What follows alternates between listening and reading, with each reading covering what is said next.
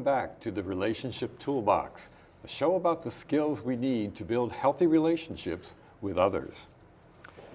Today we're going to talk about the use of questions, Marsha. I thought this is something that is sorely lacking, I think, in our society today. Yeah, we're often focused on how to answer things, but not how to formulate good questions. And how to make points in debates and so forth.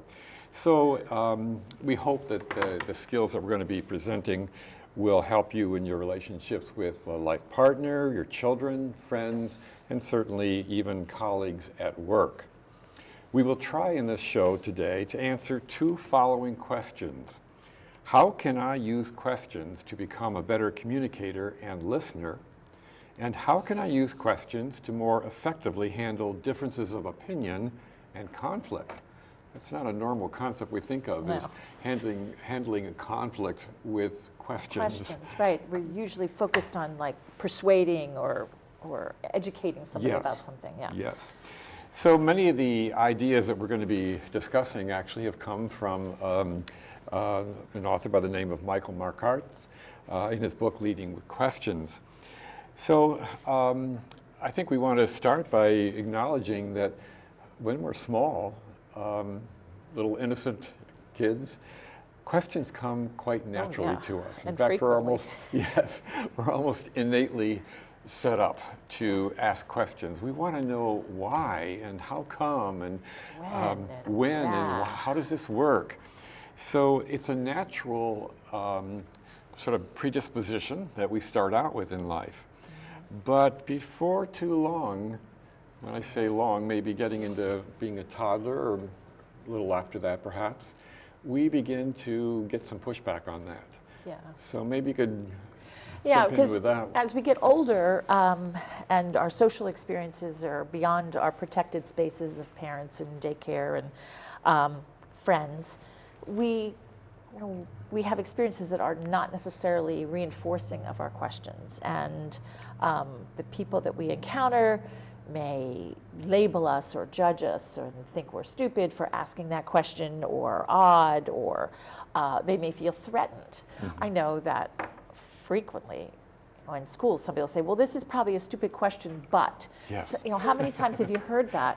Because people kind of need to inoculate themselves from a potential bad treatment about asking their question, and there's really some kind of ambivalence about, should I ask this or shouldn't I ask it? So our innocent curiosity gets a little bit tamped down. Even by making that statement, it's almost as if they're asking permission or saying, I know this may be a stupid question, but. Like, am I intruding in your space and Yeah, there's that socialization that interferes just your with very questioning. right to intrude upon this. And it also sometimes has to do with hierarchy and imbalance of power too. Kids, some examples are, between a child and a parent maybe say, why do we have to do this? Why do we have to go to grandma's? Why do we have to go to church? Or, this interferes with what I want to do and this is stupid. Or in school, kids may say, why do I have to study this? How is this relevant? Or a student to a student or a friend to a friend say, how come you don't get it? Or why don't you understand? It's so easy. Or you didn't get that joke? Wow. And at work, you can, say, well, how come this person gets all the sweet assignments and I just get all the dirt work or something? So,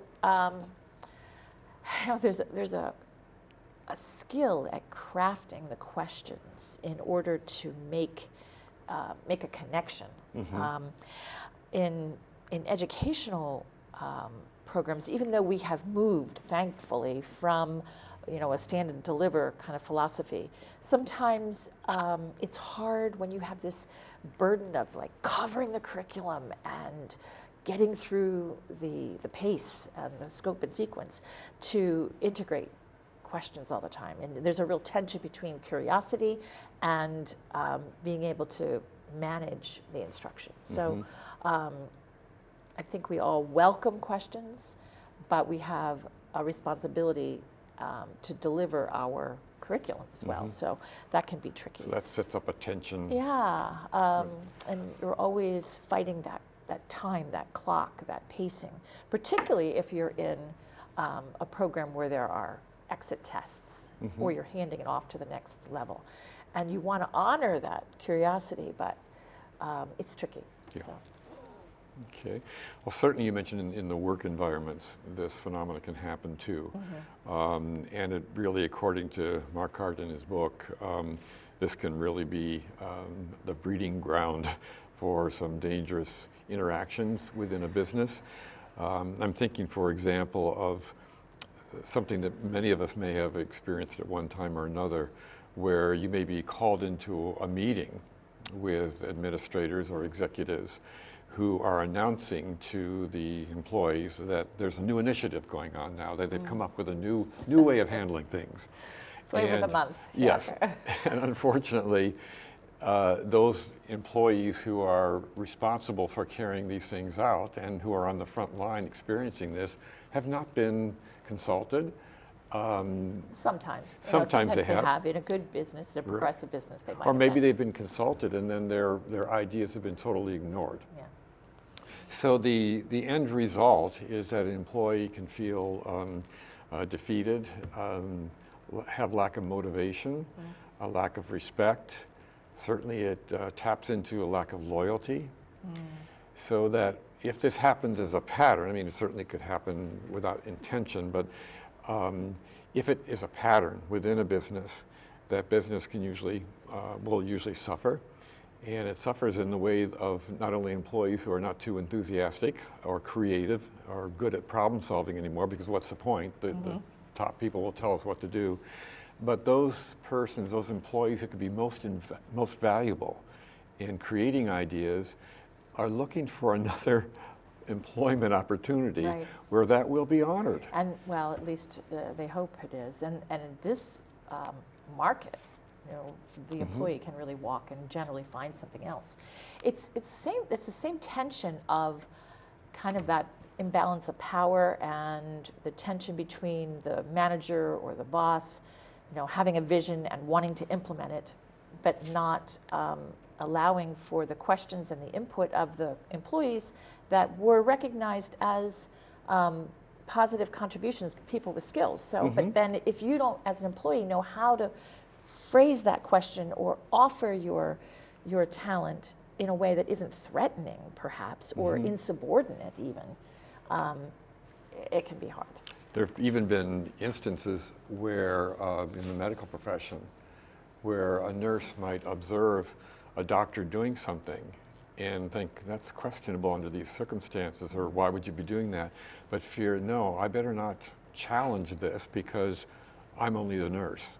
And therefore, there have been some mistakes that have been made that have caused problems for institutions and insurance companies and so forth, when a doctor may have been quite willing, some of them, to hear that question. So it was unfortunate that the environment wasn't, the person didn't feel safe enough to ask the question with it. And as even in parent-child relationships, as your child is maturing and developing and growing into more of a person, and you have that tension between, like, how much more freedom do I offer while still creating safety, and that is hard to navigate and can be assisted with good questions and respectful of the other person's dignity. But it can be perceived as a sign of disrespect or a challenge of authority, which people do as they're self-actualizing.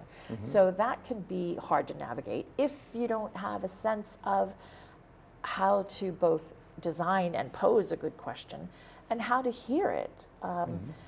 So that's the kind of thing that we're going to do. There's a process on both sides, isn't there? Yes. Yeah.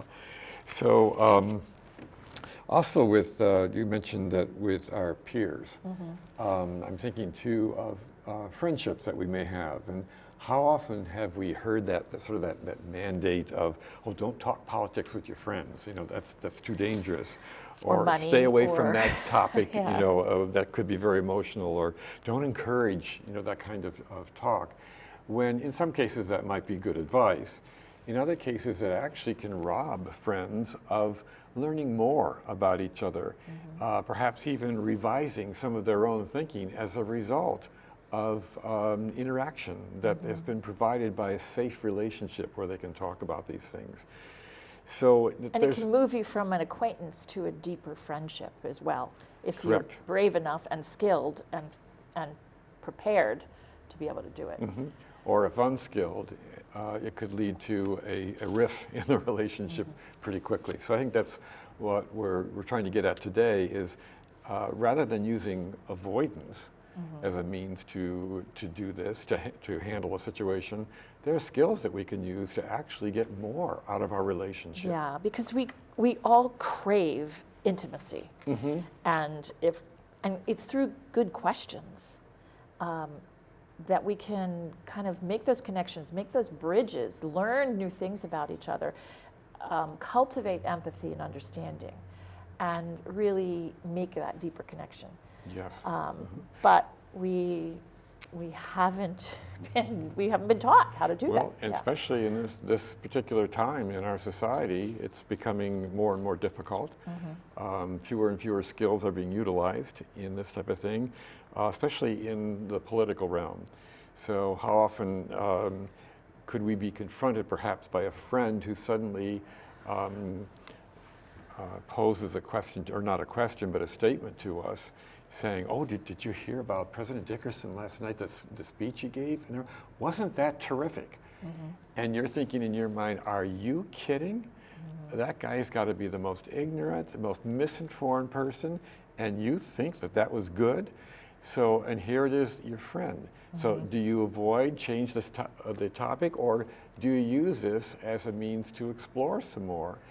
Which might be in the form of a question like this. Yes, I listened to his speech last night, but I didn't have that kind of a reaction. Can you tell me some of the points that he made that impressed you, that really rang true with you? I'd really like to know your views on this. Now you're allowing the person to not only share his or her views, but to reflect on them as well, and gives you an opportunity to also not necessarily try to fight that person or argue with that person, but to present a different point of view, and you're modeling a way of accepting differences. And it's brave. It's a brave conversation to It have. is. Yeah. It is. But a skill we need today so greatly. Yeah. So we are left with a couple of choices about how to interact with people. To just totally avoid things and to stay in our silos. Like, I'm over here, you're over there, we're friends, but we're not. What they're calling our tribes nowadays. Yeah, and totally avoid certain subjects and kind of keep the peace. Or we could argue and debate, and there is a time for that in certain, when you're running for office or when you are trying to advocate for funding or something, but in general, friendly relationships. Skillful ways to debate. It can dissolve into something that is less than civil, Yes. and destroy relationships. Or we could be thoughtful and mindful and prepare a little bit and ask curious questions that really are sincerely asking to understand and to build empathy. To know you better in a new way. Maybe still be different and still have different opinions, but just to make that. It doesn't that take away bridge. from we can have opinions. So how do we construct Well, these magical questions, shall we call them? I think one of the most important things that we want to make, the point that we want to make today, are there kind of like two frameworks of kinds of questions. And the first one is trying to establish mutual understanding and respect and regard for each other, and that is taking a different mindset. And you want to take on the learner mindset, one of curiosity, one of sincere invitation to help me understand more. And that is a question that is kind of innocent and neutral and open. I'm not infusing my expectation of an answer, and I'm not making assumptions. Judging. Or judging, yeah. And that's the other. We're asking as a learner, like, okay, I really want to understand. Tell me more.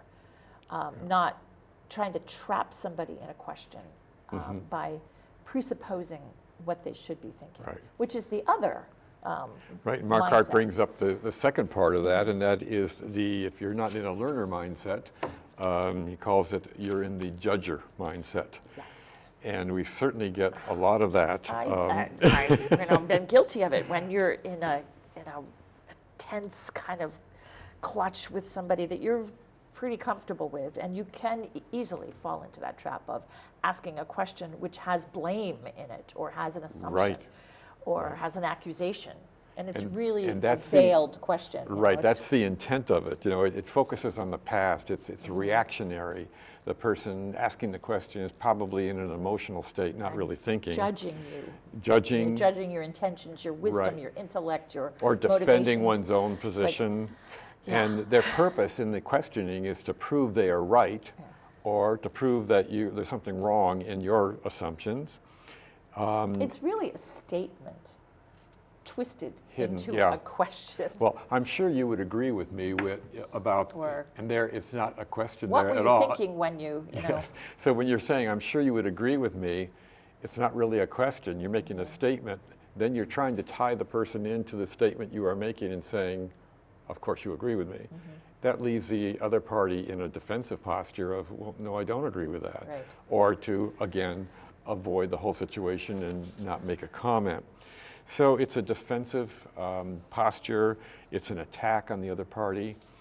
It's understandable, but that kind of questioning is what can get us into trouble, both in our personal relationships, in business relationships, in supervising relationships. Right. And it really does start with a paradigm shift of allowing for another perspective. We've talked about reflective listening, we've talked about point of view, and there is a certain amount of humility that goes into this, that I may be in this position of authority, but there may be things I don't know. And you really have to step into that learner mindset. Yeah.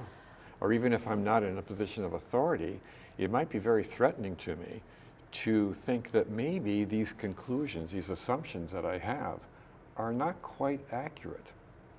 That can be very difficult to assume. Protecting your identity as somebody who knows Exactly. something. It is almost an identity, So an example of the judger mindset in a business setting might be some supervisor coming up and saying, well, look at all this work on your desk. There's no justification for this. You're creating a problem for the whole department. You're way behind. That certainly would be a judgment. It would actually create a sense of defensiveness or guilt on the part of the employee. It might prompt a correction, but it would be within the feeling of resentment and anger about the way it was handled.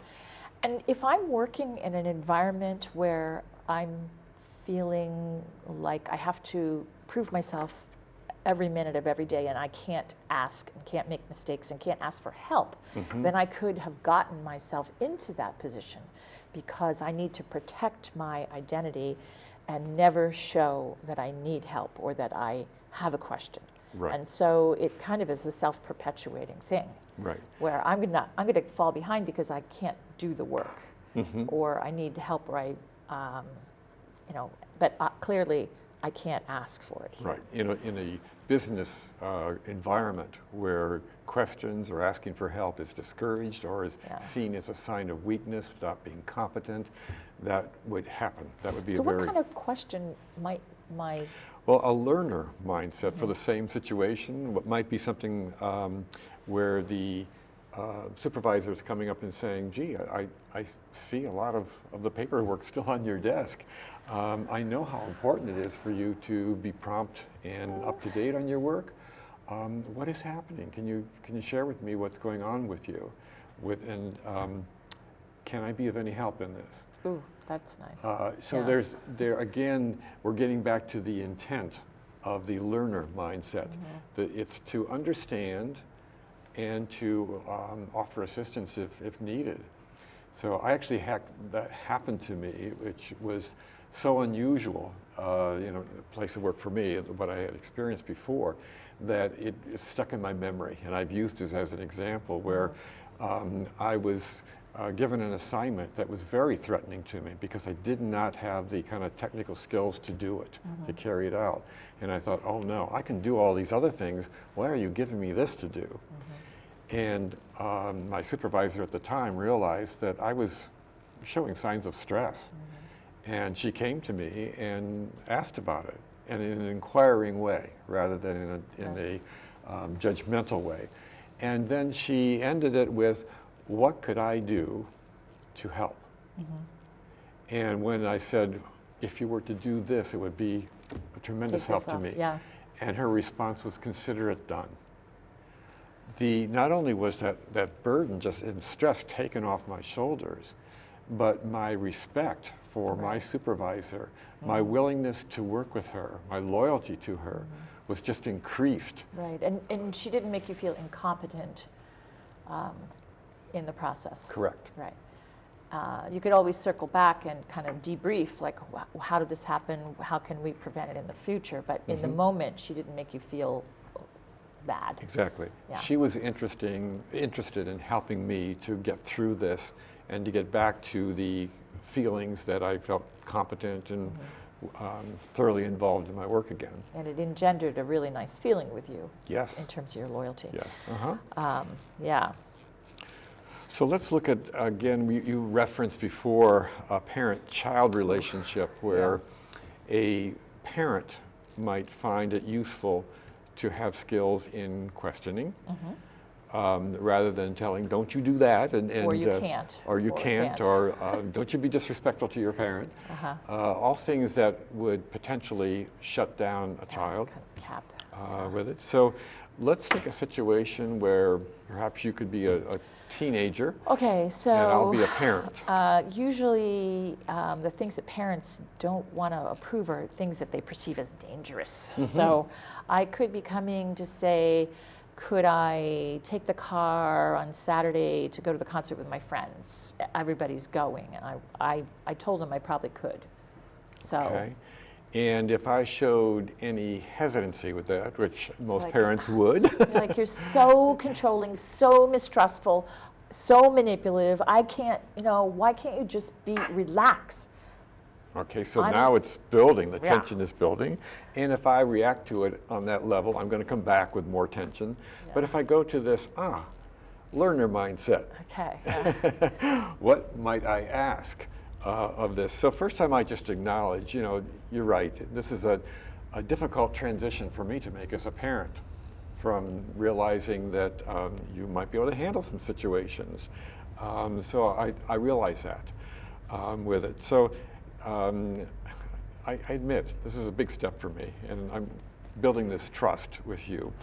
So could you give me an example of, to my daughter, I could say this, could you give me an example of some situations that have occurred recently that I might be not thinking of or remembering, where you have shown the kind of trust I need to see to be able to say, sure, take the car and go with the kids to the concert? That's a really mature question. It would make me think. Yes, and that is one of the Like, purposes of a learner question. How can I demonstrate this? And I don't feel as challenged. It might be hard for me to think of something that will satisfy my parent, but I don't feel shut down. I feel it might be like, an annoyance to, why are you making me do that? Just give me the car. But at least I'm having you in my question join me in trying to work this out, and joining me by reflecting yourself on, am I really ready for this? Yeah, I want to be, and also, gee, if I were in my father's position, I could understand why this is difficult for him to trust. So what do I need to do to show that trust, and what have I done that he might not be picking up on? Another way of question that I might pose is, what's another way you might attend this event that wouldn't involve borrowing the car? Yeah. So that, again, may not be what the teenager is looking for. Because I've already got a vision of how this is coming out. Yeah. Exactly. But at least there's more thought and reflection going in. So is it more important to get to the concert by some other means, or is it important to have the independence of this trip? You know, Right. which part of it is the most important? And can Kinda I teasing respect things my out. father's dealing with trust by Yeah. taking it in segments, Right. which a teenager may not think about. Another question as a parent I might pose is, could you take me through a hypothetical situation that might occur if you were driving your friends to the concert and how you would handle it? So now I'm giving my daughter an opportunity, first of all, to recognize some things could happen that I Right. never anticipated. I'm not going to even think about that because I'm invulnerable as a Right, teenager. that wouldn't happen to me. Right.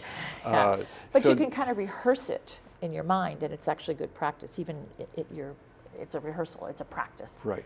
So two things can happen for me as a parent by asking that question. One is, can you even think and contemplate of something like this happening, which shows maturity and so forth and would be reassuring.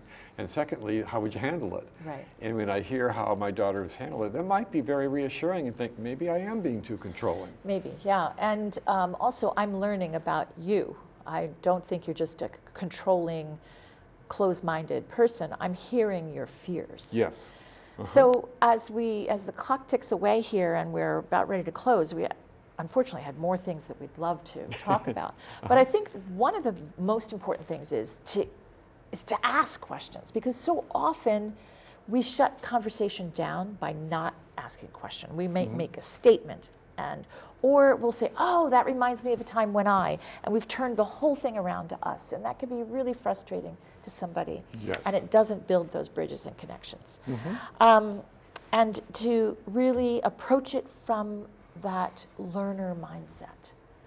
What do I not know? Help me understand why you feel so strongly about this. Watch out for the judgments, because And the try judging to- concept is not And going that's to work. hard. That's hard. Very much so. If it's high stakes, you can really slip into that judgment and that control and that superiority of I know best. And the learner approach doesn't mean you drop your standards. No, it just means we are continuing this conversation until we're both satisfied that we have exhausted all of the information. And it's important to pause, something I don't do very often. Like I'll ask a question and then I'll like you give me a response, Yeah. or I'll ask another question or I'll clarify it. And I think we're not always patient with people in terms of giving them the thought process to really carefully formulate their responses. And when you do this, it helps you. It helps you get closer, but it also sometimes helps the other person reflect on their own thoughts and their own positions while they're sharing it with you. Because So they both don't parties are learning. Exactly, because because we don't always have a time to reflect about our own stuff. Right. So as we close our show today, we encourage you to take a minute and formulate a question of your own using some of the points of learner mindset today.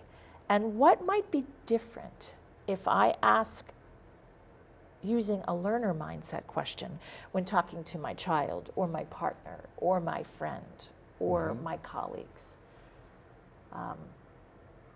It's worth the chance It's and worth the risk to try it, worth isn't it? worth the effort. So Yes. good luck. We'll see you soon on the Relationship Toolbox.